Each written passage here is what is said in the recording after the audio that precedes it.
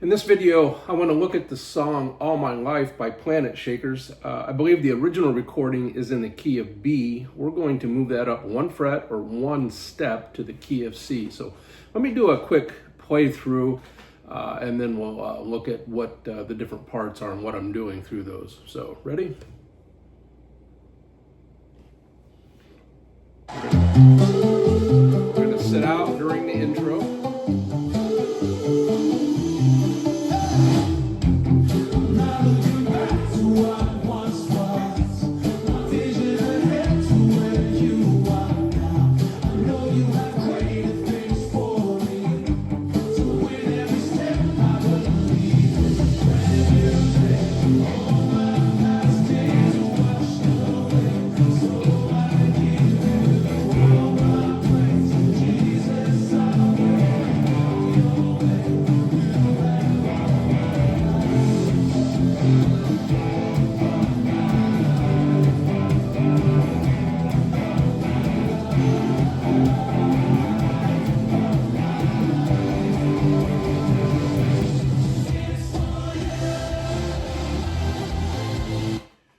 So that was the verses, the pre-chorus, and the chorus. So let's just kind of go through that. So first of all, let's talk about the tone or the sound of the guitar I'm using. It's a very percussive song. So what that calls for is a few ingredients. One is we want a medium to medium heavy amount of overdrive. All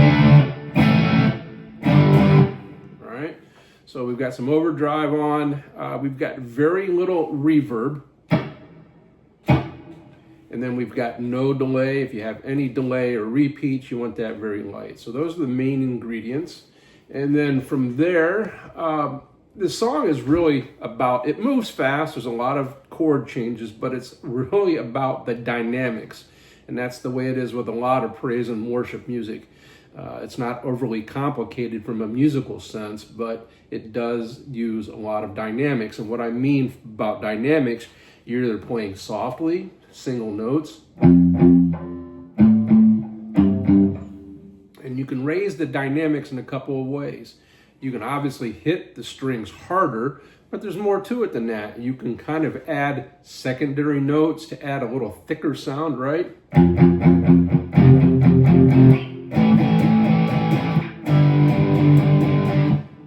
So I'm adding the root note and then the fifth. If you know your scales, your major scale, this is the root and the fifth. You see those chords often written as like a letter and then a number 5, so like a G5 chord. Anyways, that's another way to add dynamics. We're going from single notes to adding a root and a fifth. Obviously, we're hitting harder at times, and not only that, we're kind of letting things sound out. We're not choking them off or being so percussive. So, for instance,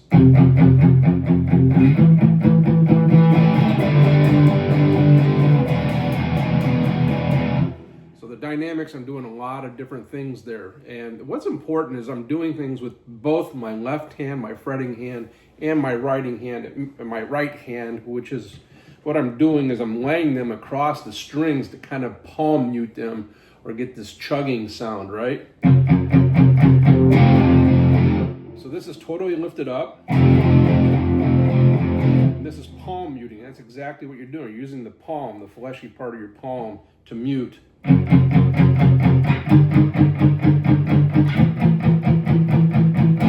Still getting a note, but it's choked and it's very percussive. So got these hands working at the same time together, and I'm doing a lot of different things. It's the same 4 chords over and over, but we're adding dynamics. Again, the dynamics are very important here.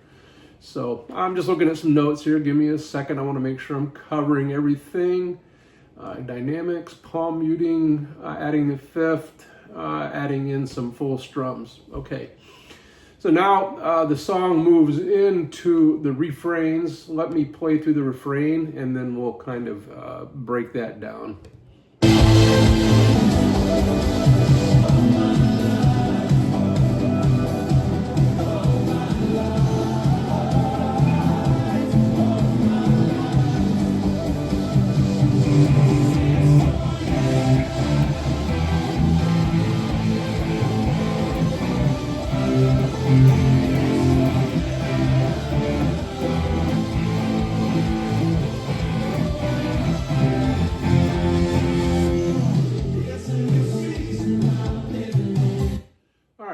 So let's kind of break down there. So now we're almost full on as far as dynamics go. So a lot of chord changes, a lot of quick chord changes. So we're not really doing that much percussive anymore. We're definitely doing power chords.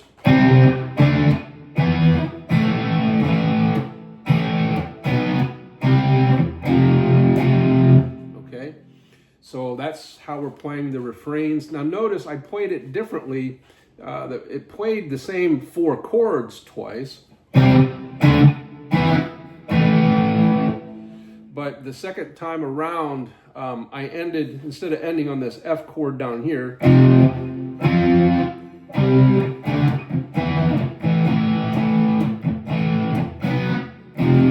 that's the low F.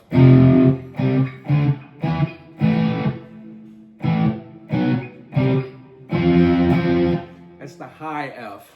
Okay, so exact same chords over and over again, except just adding a little variety. The reason I'm doing that, there's really 2 good reasons. One, variety is the spice of life. We like to change things up a little bit without creating a distraction. It makes things more interesting. But also, if you've got long sections that are very repetitive, I like to play the second half of that a little differently. It just kind of helps you keep track of where you're at in the sea of chords. Again, if you've got a lot of chords over and over and over again, you know, A, B, C, F, that's the first time, A, B, C.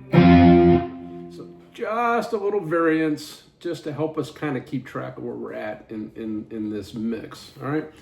Hopefully you've made it this far. The last thing I want to cover is a couple of advanced concepts. Now, if you go into the individual guitar parts, there are some lead guitar lines here, and there's 2 things I want to point out with these, is harmonies and octaves. So the lead guitar parts are very similar to the rhythm parts. Again, the rhythm, so I played that wrong, I'm sorry. It's actually, so the rhythm part in the refrain is C, D, E, A. The lead guitar is playing a harmony part, and that harmony part is actually E, F, G, C. All right, so it's kind of moving, and it's not playing the exact same thing as the rhythm guitar. It's playing a harmony to the guitar. And then to take it a step farther, it's not playing single notes, it's playing octaves. Now I'm going to stress octaves. These show up a lot in praise and worship music and rock songs for that matter. And an octave is just, I'm trying to remember where that progression is. Let's see. Okay, that's how the lead guitar part starts. It's an E note. There's an E note here, and if you know your scales, if you know the neck, if you don't, we'll go there. But I'm just assuming you know what I'm talking about. Anyways, this is an E note. That is also an E note. They're exactly an octave apart. If you want to get scientific, that E note is vibrating at exactly twice or double the frequency. But anyways, an E note alone sounds like that. Sounds like this. If you mix them together, you get a really nice kind of... Now, one thing I'm doing is I have to skip a string, so I'm actually, you don't normally do this, but in this case you do. I am intentionally muting or deadening that string. I don't want it producing a note.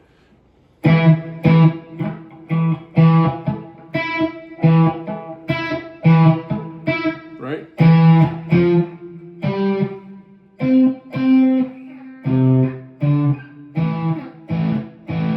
So, just to recap that and not go on too long, 2 things. It's playing a harmony part to the rhythm. It's not playing the exact chords. And then it's also using these octaves. I really, really like the octaves. Add those to your tool belt of tricks as you're playing lead guitar. All right. Have a good one. Thanks.